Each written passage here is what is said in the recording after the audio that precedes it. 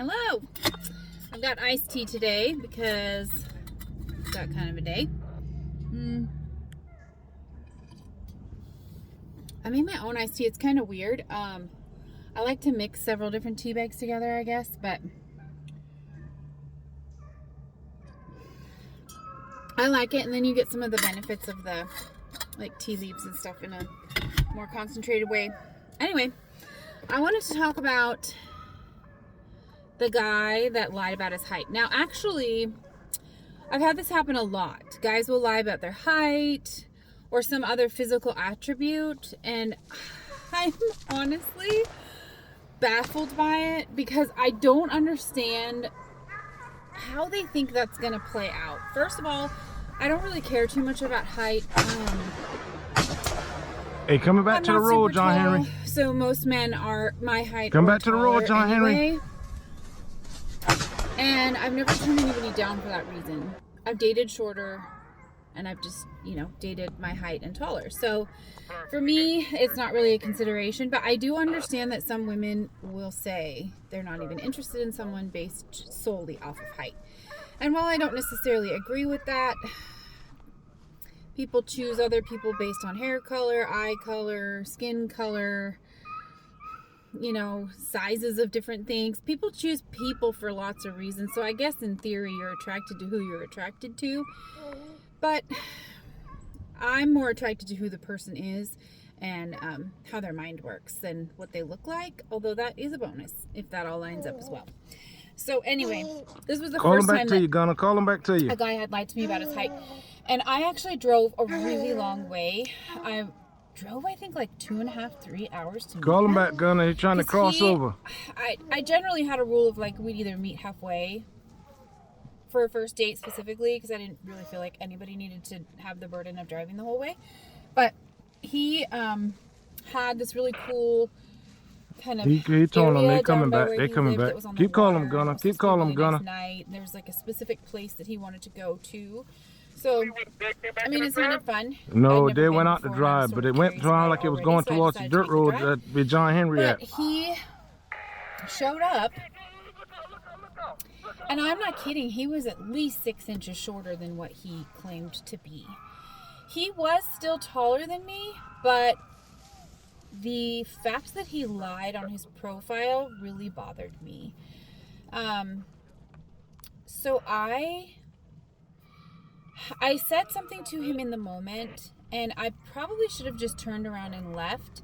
But because I had driven all that way, I felt like I needed to at least, go to the place that we were going to have dinner and see how things went. Because I wanted to, I guess, have some grace and see how maybe there was something. Gunner, them dogs going on that day I shot on. Trying to compensate for something or whatever. But as the conversation, like over appetizers, kind of moved forward, I quickly realized that he was the type to kind of lean on half-truths or omit certain things, and I just didn't feel comfortable continuing that, so I let him know that I wasn't interested in continuing the dinner, and I left early. I paid for my part and I left early. He was not happy. His response kind of solidified that he was not a good match for me in the first place.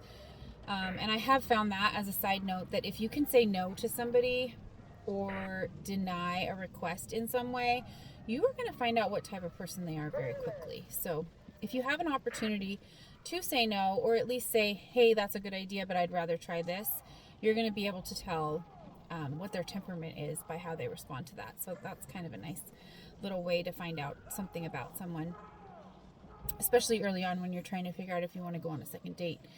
But he hounded me for weeks afterwards, and I finally just flat out had to threaten him with a restraining order if he didn't leave me alone.